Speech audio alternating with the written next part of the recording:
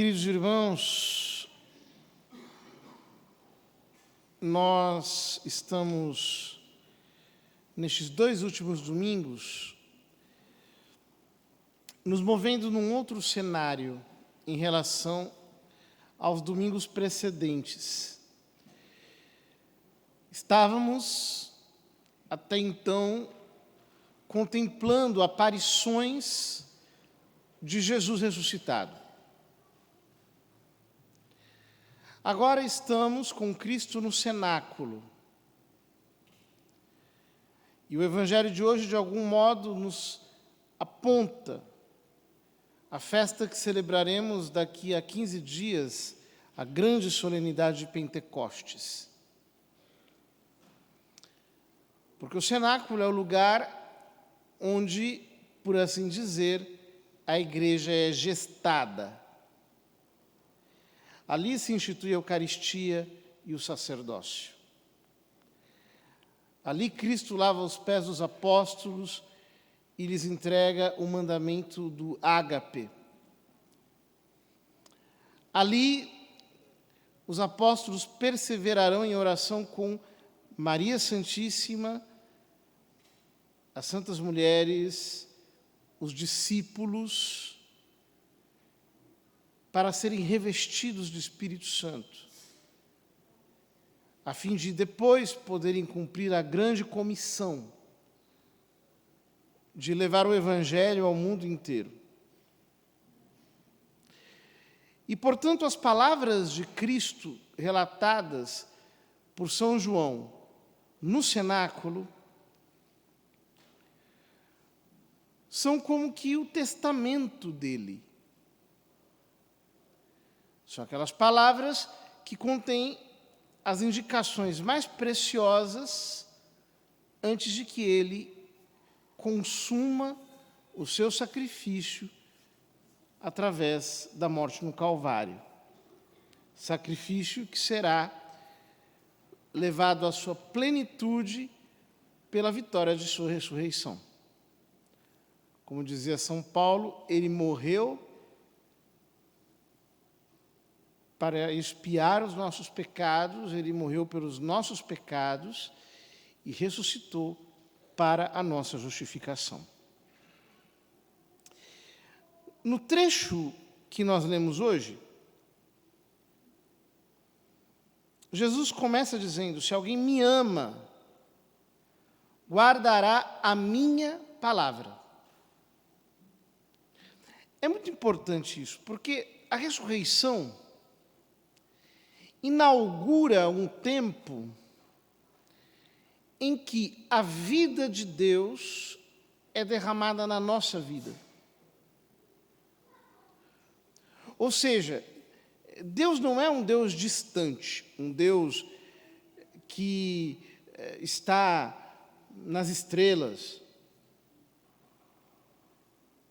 A ressurreição de Cristo faz com que a sua vida gloriosa seja derramada na nossa vida. Ele nos quer conduzir. Como diz São Paulo, os que são conduzidos pelo Espírito de Deus são filhos de Deus. E como também diz ele em outro trecho, ele derramou em nossos corações o Espírito do seu Filho que clama, Abba, ó Pai.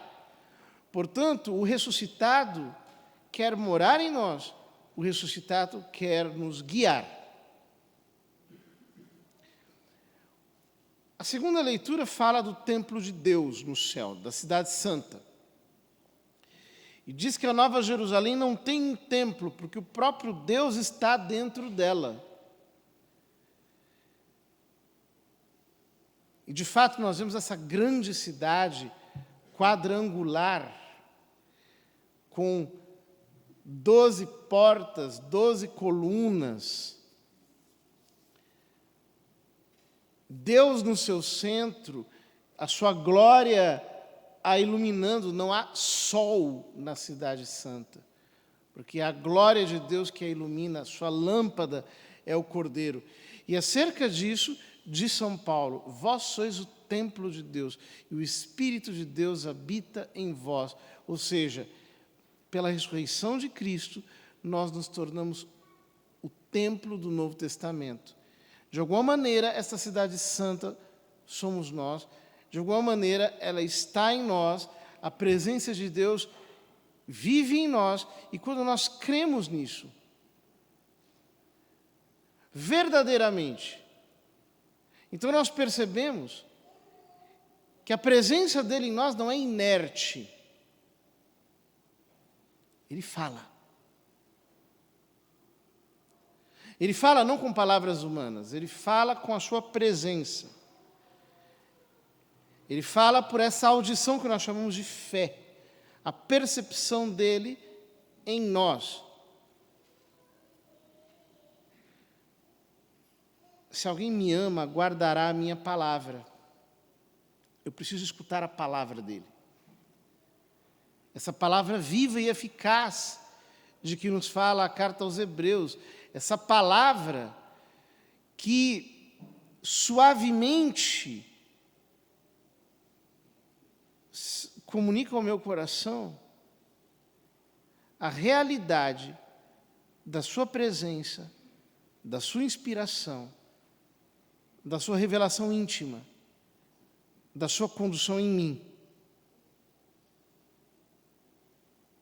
Quando nós oramos, basicamente o que nós fazemos é isso. Nós cremos na presença de Deus em nós. E então nós começamos a guardar a sua palavra. É ali que existem todas as respostas que nós precisamos. É nesse Deus falante que se encontra toda a provisão de inspiração de que nós necessitamos. A primeira leitura nos fala um pouco disso quando mostra os apóstolos reunidos no primeiro concílio da igreja, que é o Concílio de Jerusalém. É o primeiro novo desafio que a igreja enfrenta. No capítulo 10 dos Atos dos Apóstolos, nós temos todo aquele relato maravilhoso que culmina com o Pentecostes dos pagãos. São Pedro, que vai até a casa de Cornélio, e ambos, por revelação divina, são conduzidos um ao outro, e quando Pedro lhes anuncia o Evangelho, o Espírito Santo cai sobre Cornélio e toda a sua família. Então Pedro não consegue negar a água do batismo, porque ele os vê falando em línguas. Ora, quando estes pagãos convertidos pela graça de Deus à fé começam a ser perturbados por alguns judaizantes que entendiam que a igreja devia ser apenas uma seita judaica, então os apóstolos se reúnem em concílio para resolver a questão. E como eles resolvem? São Pedro toma a palavra e diz: eles receberam o Espírito Santo como nós. Nós somos salvos pela graça. E a fé purificou o coração deles. Então Santiago diz: olha, estava prometido desde o Velho Testamento que Deus restauraria o tabernáculo de Davi para todos os povos. Portanto, não importunemos mais estes irmãos com fardos insuportáveis que nem mesmo nós conseguíamos levar.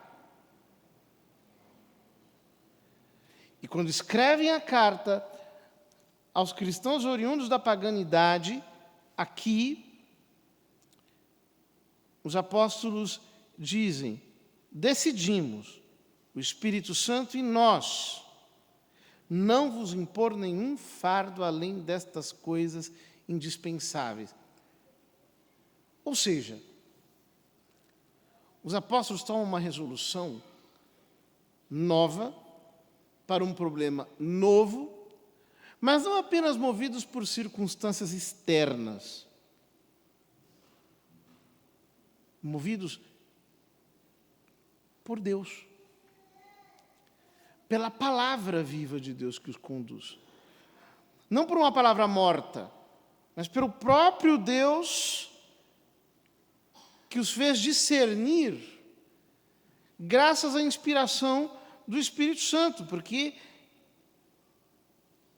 Ele mora em nós, Ele nos quer conduzir. Se alguém me ama, guardará minha palavra e meu Pai o amará. E nós viremos e faremos nele a nossa morada. Quem não me ama, não guarda a minha palavra. E a palavra que escutais não é minha, mas do Pai que me enviou. Isso é o que eu disse enquanto estava convosco. Por isso, nós precisamos, muitas vezes em nossa vida, dar uma chance de Deus falar.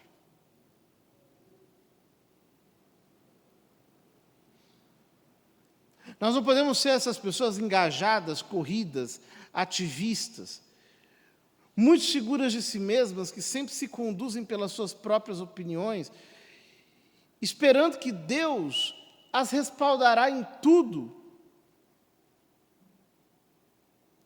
E que, no final das contas, tudo vai dar certo, porque elas são movidas por boas intenções. Não! Nós precisamos dar a chance de Deus falar. Nós precisamos ter a humildade de dizer: Senhor, eu não me conduzo.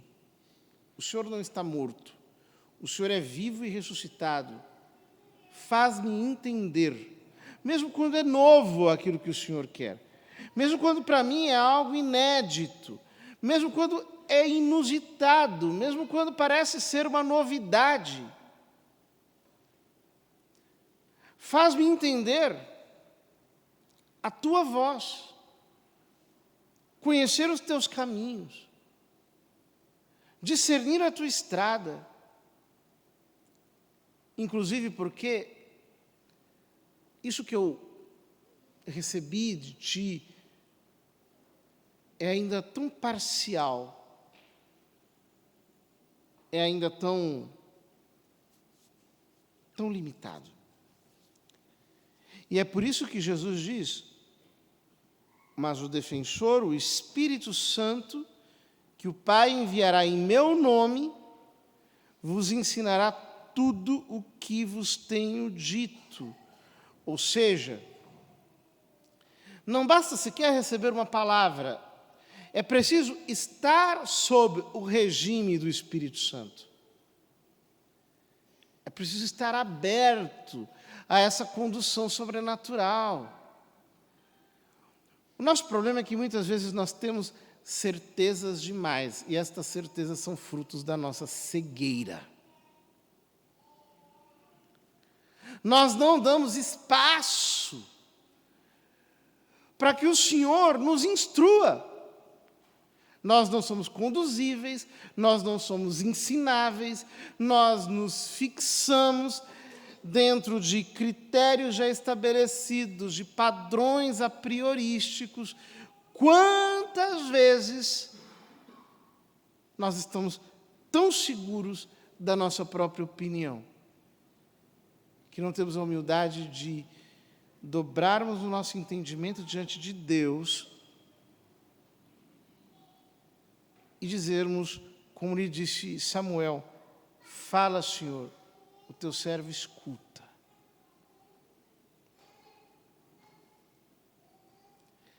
É claro que a palavra de Deus não nos conduzirá a esmo.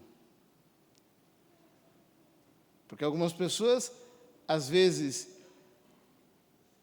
entendem que a inspiração é descondicionada.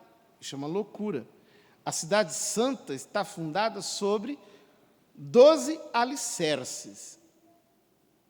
Ela não é insegura. Nós temos um fundamento que é a fé apostólica, que não pode ser jamais negociada. É a doutrina dos apóstolos, aquilo que nós aprendemos da nossa mãe, a Santa Igreja. Mas, para além disso, há tantas coisas a se arbitrar, cujas possibilidades são tão variáveis, se nós não nos deixamos guiar pelo Espírito Santo, se nós não somos dóceis, se nós não entendemos que precisamos dele, que necessitamos urgentemente ser conduzidos por aquele que é onisciente, então nós caminhamos de equívoco em equívoco, talvez tendo a certeza de estarmos acertando.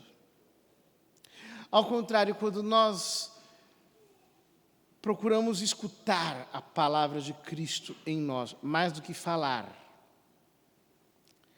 quando nós procuramos deixar-nos guiar mais do que levar as coisas segundo aquilo que nós cremos ser o definitivo, então nós descobrimos a paz.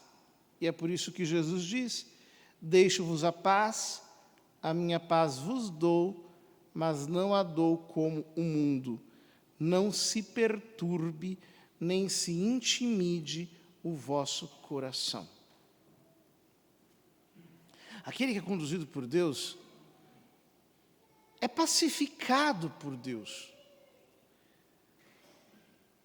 São Paulo diz: a paz de Deus, que excede todo entendimento, guarde o vosso coração e as vossas mentes em Cristo Jesus. Ou seja, a paz de Deus excede todo entendimento, por quê? Porque ela é fruto de uma condução que nos transcende. É a condução do próprio Espírito Santo. Quem se deixa levar por Ele, quem não tenta pautar Deus, quem desiste da vontade de querer pilotá-lo, mas se deixa levar por Ele, esse descansa em paz. Às vezes o cristão parece ser um pouco bobo, enquanto que o esperto parece ser um homem carnal, aquele que tem tudo sob controle, aquele que manobra situações para que estas se amoldem aos seus interesses, aquele que manipula as circunstâncias para que elas obedeçam à sua intencionalidade. E o cristão não. Ele está em paz, assistindo todas as coisas. Esses dias eu li um verso da Clarice Lispector, que ela dizia o seguinte, que o esperto vence, mas com úlceras no estômago. Ele vence e morre.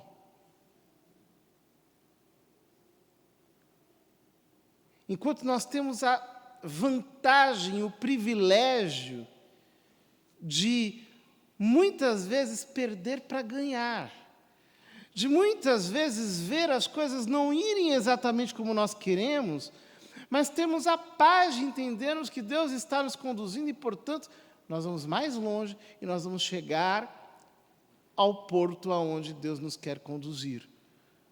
Ou seja, não sou eu que tenho que prevalecer, é Deus que precisa prevalecer através de mim. De que adianta eu querer ter todas as coisas no controle e perder o controle sobre mim mesmo? É melhor ser conduzido pelo Espírito Santo. Ouvistes que eu vos disse: vou, mas voltarei a vós. Se vós me amasseis, ficaríeis alegres, porque vou para o Pai, pois o Pai é maior do que eu.